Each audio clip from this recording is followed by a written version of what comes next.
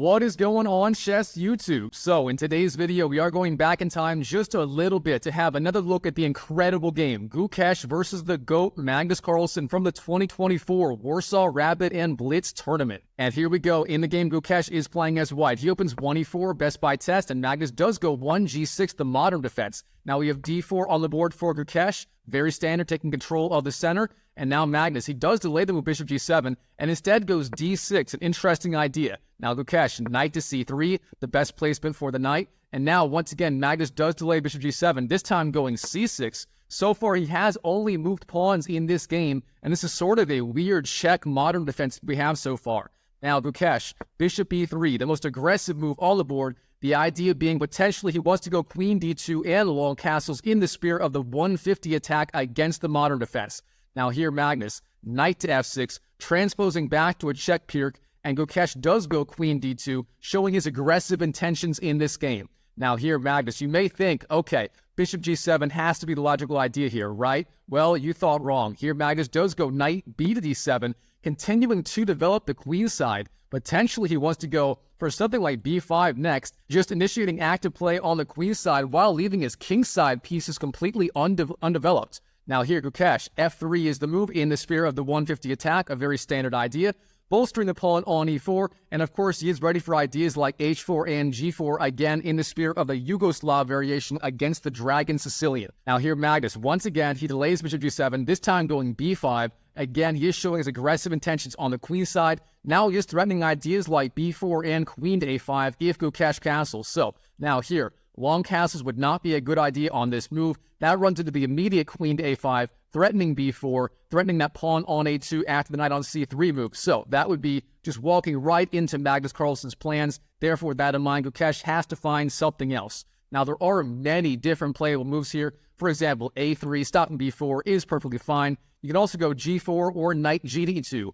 But instead, Gukesh on move 7, he plays my favorite move on the chessboard, at least from white's perspective. That's right, it is the alpha 0 move, h4, dropping that alpha 0 pawn on the h4 square and threatening h5 in the future. Now, the idea is simple. If he can open up that h-file after h5, then h takes and h takes, that would kickstart his attack on the king side. Now here, Magnus, in this position, h5 is the best move. That alpha 0 pawn is just too dangerous. You have to stop it immediately. But he actually doesn't do that.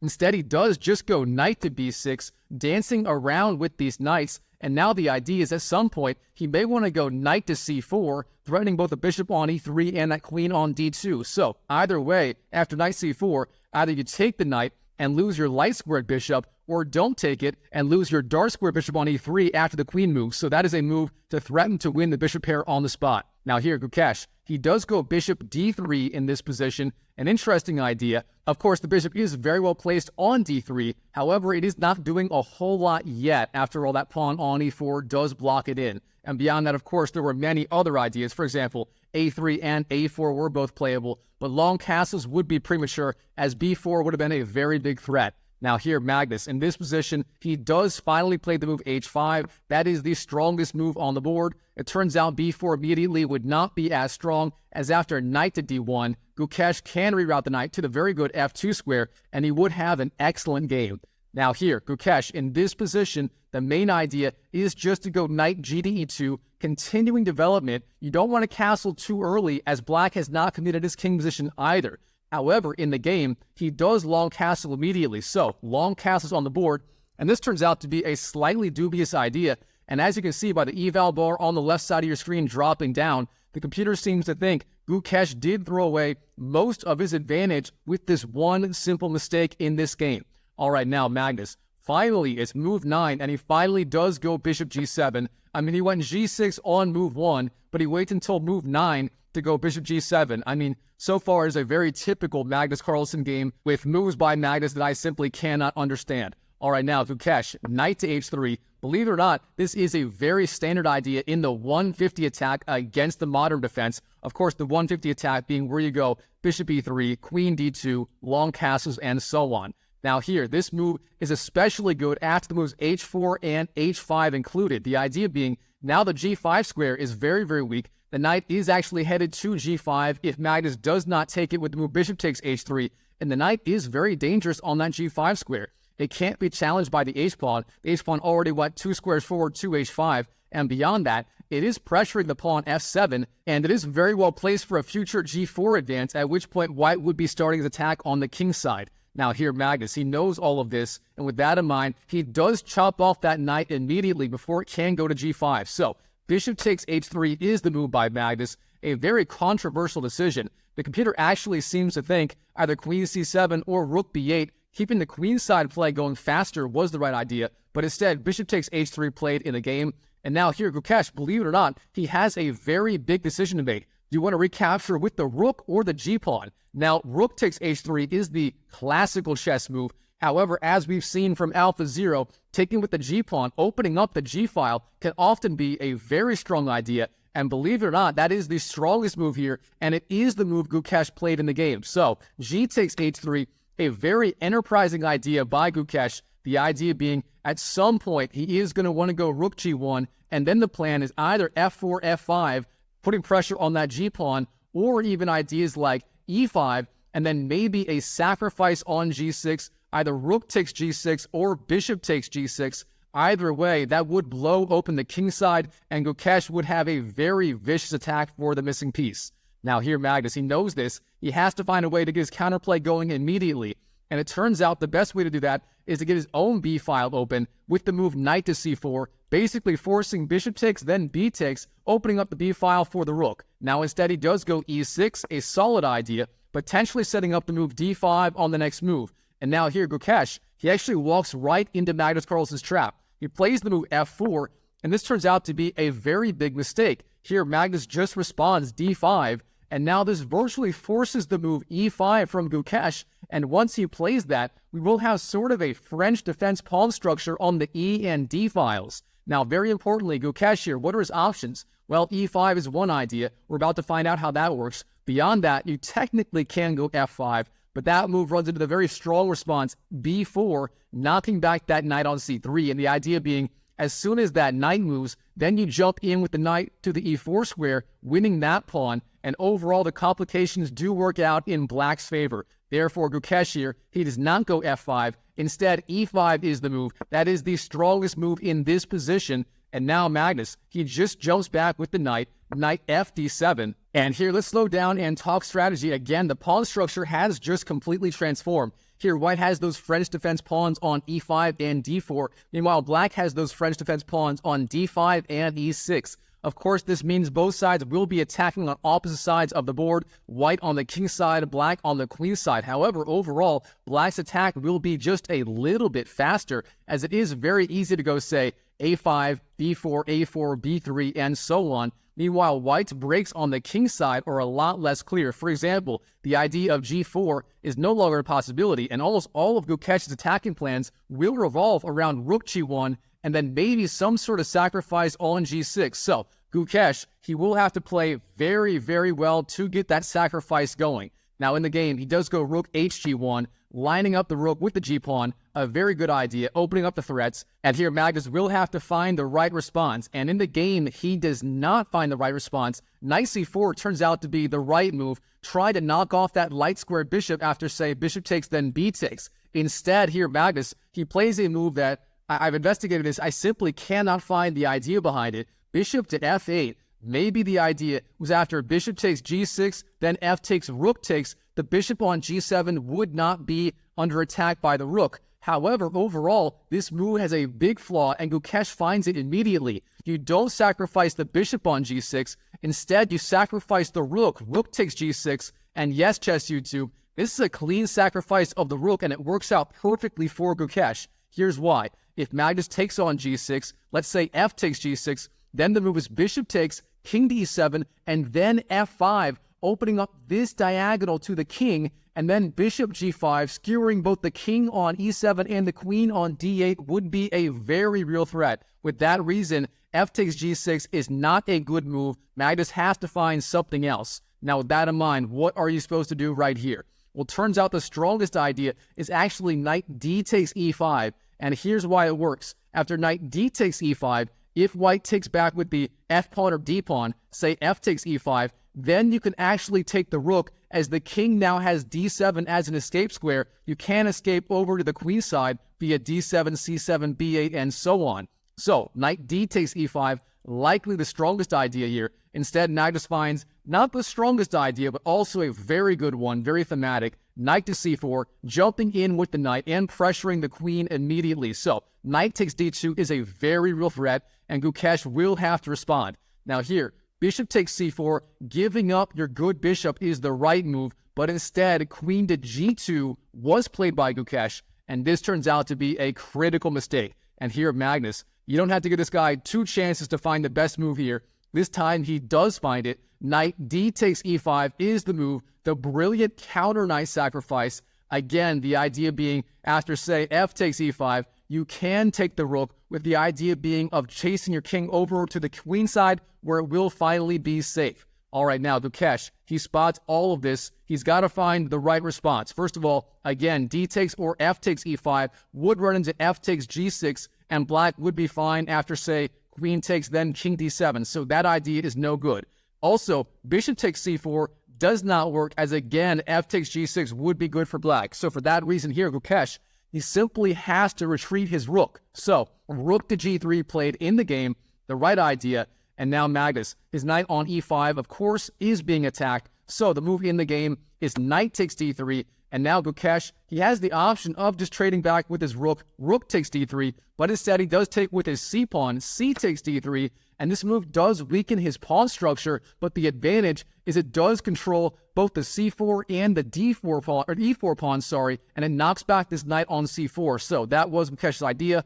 Even though it's a little bit weaker, it is a playable move. Now, if the knight's under attack, knight takes e3 is the move, then rook takes, and finally Magnus does fly in with the queen and picks up that free pawn on h4. Queen takes h4, and now here, the dust has finally settled, and in this position, after all of those trades, both sides have 2 rooks, a queen, and a minor piece. The only difference is Magnus Carlsen does have an extra pawn, and beyond that, his pawn structure is so much better. Magnus has those 2 pawn islands versus the 1, 2, 3, 4 pawn islands of Gukesh, and between the pawn and the better pawn structure, and maybe even the safer king, Magnus does have a very significant edge in this middle game position.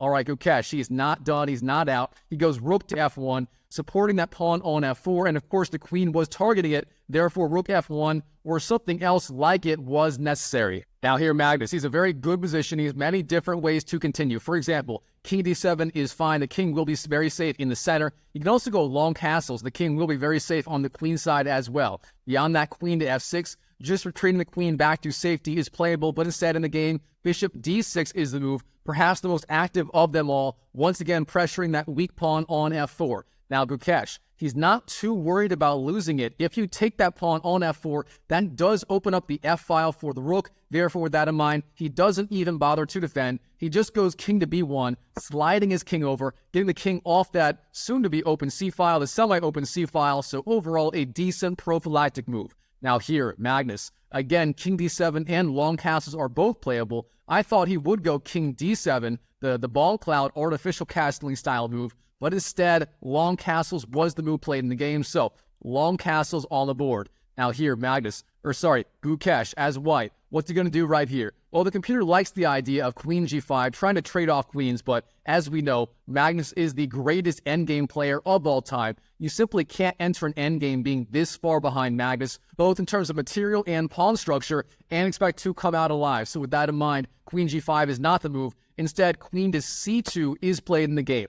Now here, Magnus, king b7. The king is very, very safe on b7, so a solid idea.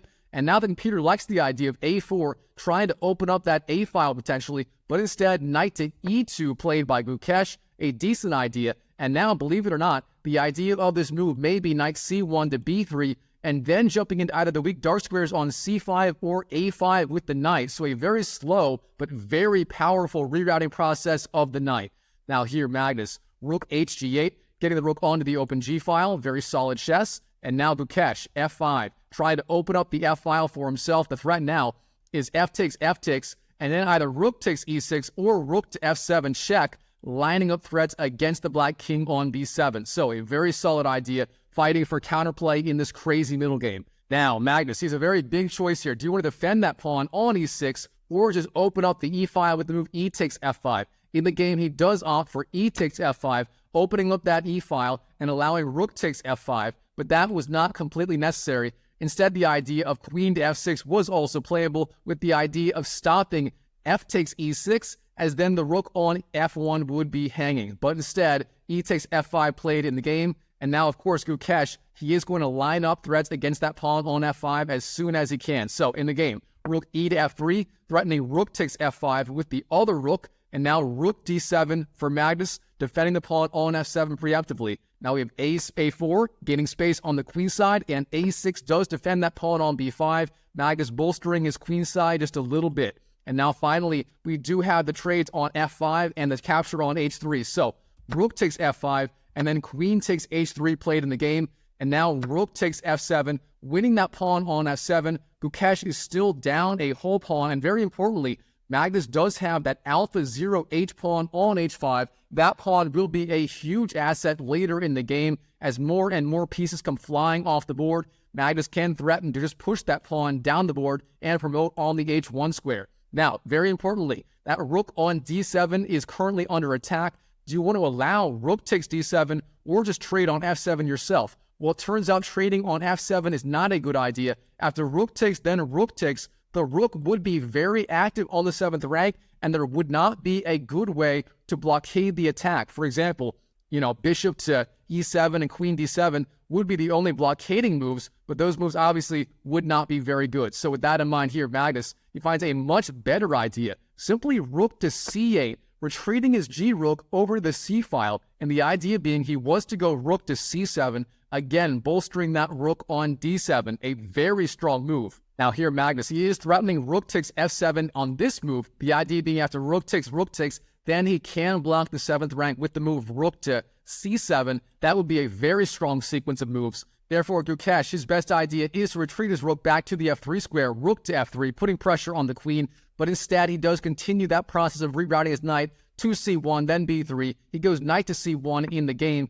but this does allow the sequence rook takes, and then rook to c7 by Magnus, the best sequence of moves, and now he does have that 7th rank sufficiently covered. All right, Gukesh, rook to f6 is the move. Instead, rook takes c7 would not be a good idea. Again, as more and more pieces come flying off the board, that alpha 0 h pawn, the pass pawn on the h file, becomes more and more dangerous, and the threat of just promoting it becomes a very serious problem for Gukesh to deal with. So, rook to f6, a much better move, keeping the rooks on the board for now. Okay, Magnus, bishop e7, putting pressure on the rook. Rook f2 does retreat, and then queen to e3, a very strong move by Magnus, putting pressure on both the rook and that pawn on d4. Of course, the rook is currently defended by the queen. Queen takes f2 is not a possibility yet. However, overall, in a blitz game, it is always a good idea to place as much pressure on your opponent as humanly possible to try and force out mistakes. Now here, Gukesh, it's not so easy to find the right course of action. Of course, that pawn on d4 is under attack. Therefore, Gukesh does go knight to b3, both defending that pawn on d4 and setting up the ideas of knight c5 and knight to a5. So overall, very logical move by Gukesh. But now Magnus, he just takes that pawn on a4. B takes a4, pressuring the knight, and he's now up 2 pawns. And very importantly, that pawn on a4 can act as a battery ram, threatening to move a3 at some point in the future, just blowing away white's cover on the queen side for his king.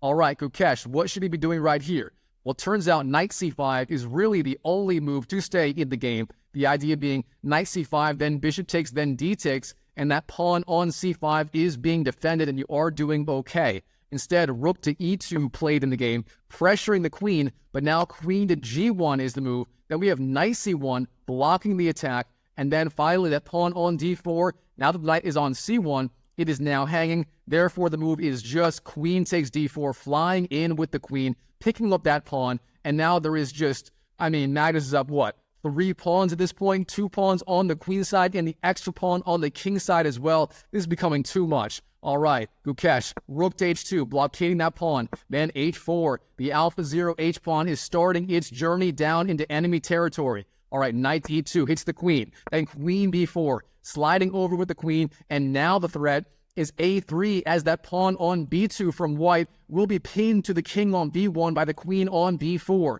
Okay, Gukesh, knight c3, flying back in with the knight. Of course, the knight no longer under attack on c3, but here Magnus, he's not slowing down. He just goes a3, again threatening the move a takes b2, and the king would be completely naked and exposed on the b file. All right, Gukesh, queen d1 is the move, sliding back with the queen.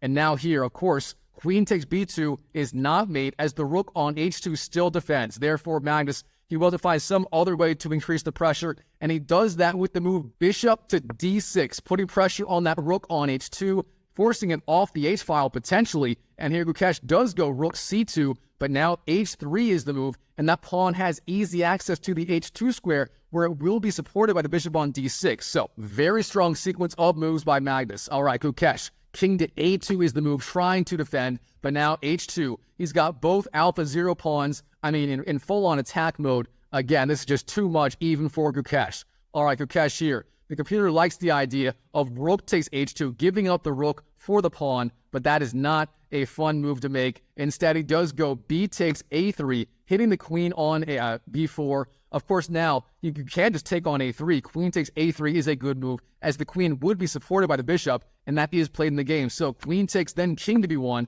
and here, the final blow, the finishing blow of the game. Here, Magnus just goes king to a7, sliding his king over off that b file. The threat now is rook to b8, then the queen and the rook lining up with the king on the a and b files. That is going to be too much even for Gukesh, not to mention the alpha 0 h-pawn. So for that reason, in this position, here Gukesh resigns on the spot to Magnus Carlsen. Wow, what a game between Magnus and Gukesh at the 2024 Warsaw Rapid and Blitz Tournament. All right, Chess YouTube, I hope you enjoyed this video. If you did, smash that like button. And check out this video right here, where Gukesh shocks the GOAT Magnus Carlsen with an insane queen sacrifice. If you enjoyed this game, I'm sure you'll love that one as well. So check out that video, and I will see you in the next video.